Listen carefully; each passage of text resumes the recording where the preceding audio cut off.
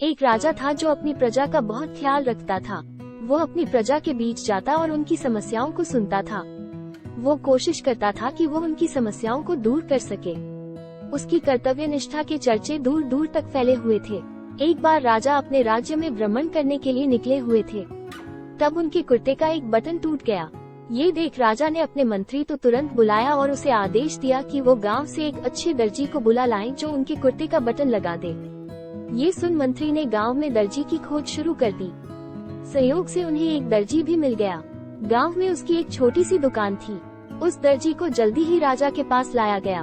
उस दर्जी से राजा ने कहा कि क्या वो उसके कुर्ते के बटन सिल सकता है। दर्जी ने कहा कि यह तो बड़ा ही आसान काम है। दर्जी ने अपने थैले से धागा निकाला और कुर्ते का बटन लगा दिया। राजा बेहद खुश हुआ और उससे पूछा कि वो उन्हें कितने पैसे दे। इस पर दर्जी ने कहा कि इतने से काम के लिए वो पैसे नहीं ले सकता है। इस पर राजा ने कहा कि वो इसकी कीमत जरूर देंगे।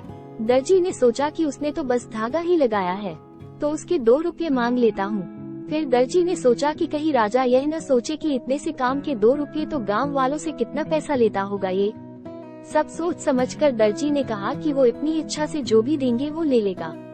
ये सुन राजा ने अपनी हैसियत के मुताबिक उसे 2 गांव देने का फैसला किया।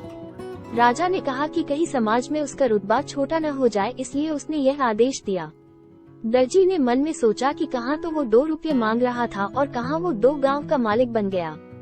सीख: इस कहानी से हमें ये सीख मिलती है कि हम सभी अपनी क्षमता के अनुसार सोचते हैं, लेकिन भगवान हमें अपने हिसाब से सब कुछ देते हैं। हम छोटा मांगते हैं और कई बार भगवान हमें उनके देने की क्षमता के आधार पर कुछ अच्छा और बड़ा दे देते हैं। इसलिए गीता में श्री कृष्ण ने भी कहा कि कर्म करो, फल की इच्छा मत करो, और यही इस कहानी का सार भी है।